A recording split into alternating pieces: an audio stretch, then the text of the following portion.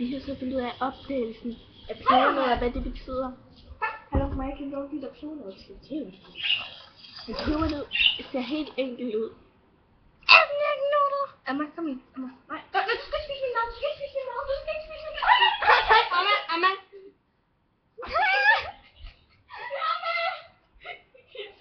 Nej. Nej. Tak. Jeg venter.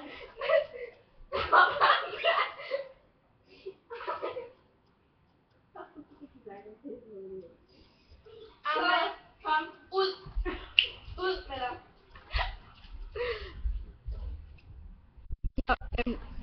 I pebernødder. Der er meget sukker og kanel. Og peber. Og så er der en udforskning, som siger, at pebernødder stammer fra de Oldtids gamle ruiner. Og at det var Livs bedstemor, der opfandt det.